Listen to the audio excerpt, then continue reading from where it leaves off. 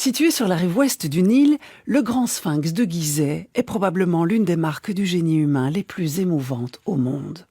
D'abord, il fallait l'imaginer, cet étrange animal, parce qu'avec son visage humain, ses hanches de lion et ses ailes d'aigle, le sphinx est une créature qui n'existe nulle part dans la nature. Et si les premières versions égyptiennes présentent des gardiens de temples et de tombes avec des corps d'animaux surmontés de têtes d'hommes, de pharaons, de faucons et parfois de béliers, c'est du reste à tort qu'on le nomme le sphinx, car le sphinx grec, en réalité la sphinge, est une figure mythique féminine associée à la sauvegarde d'un mystère et qui dès lors, parce qu'elle préserve l'univers invisible de toute prose simplificatrice, s'exprime par énigme et dévore ses proies lorsqu'elles sont incapables de répondre correctement à ces questions. Comment exprimer ce dont nous ne savons rien, sinon par des rébus ou des énigmes? Et comment se risquer à une réponse rusée qui ne nous coûte pas la vie?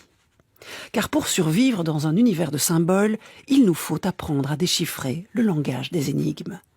Ce n'est pas tant que la vérité n'existe pas, mais elle se cache plutôt qu'elle ne se révèle. En ce sens, on peut parler de complexe, compris comme enchevêtrement, imbrication au sein d'une matrice de sens, où un nœud doit être délacé, déficelé ou assoupli pour qu'advienne la lumière en lieu et place de l'opacité. Le sphinx est la figure de l'ambiguïté. Il n'est ni ceci, ni cela, ni humain, ni animal. Parfois il questionne, parfois il révèle. Il est le gardien des secrets, il est le gardien des mystères. Allongé, immobile et prêt à bondir, il est l'animal qui terrifie autant qu'il protège. Cet animal nous raconte l'origine de toute quête humaine devant le mystère de la vie et de la mort. Une quête soutenue par 3 piliers.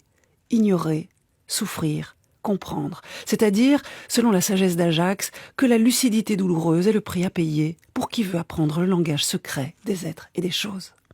Chez Sophocle, Édipe est un héros malgré lui, prisonnier d'une matrice tragique qui s'appelle le destin.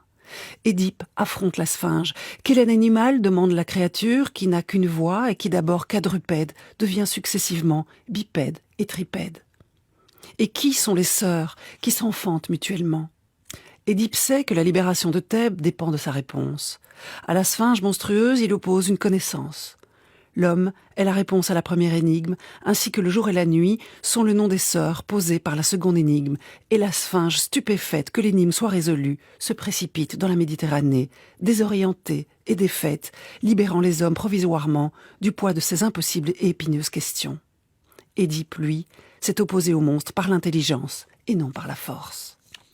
Révéler l'énigme de la vie ou tenter de la deviner, c'est bien ce que nous faisons chaque fois que, dévorés par la curiosité ou en quête de sens, nous interrogeons le monde, les êtres et nous-mêmes en posant la question « Pourquoi ?» Le poète Rainer Maria Rilke avait compris à quel point certains pourquoi pouvaient nous persécuter, sinon nous détruire. Dans un vers consolateur, il répond ainsi à nos insupportables interrogations. Ne vivez pour instant que vos questions, peut-être simplement en l'invivant, finirez-vous par entrer insensiblement un jour dans les réponses. Et voilà comment, en traversant le temps, les mots et les mythes se rappellent à notre mémoire. La sphinge et ses questions nous rappellent qu'à travers le grec que nous parlons sans le savoir, c'est le monde d'après que le passé nous donne à voir.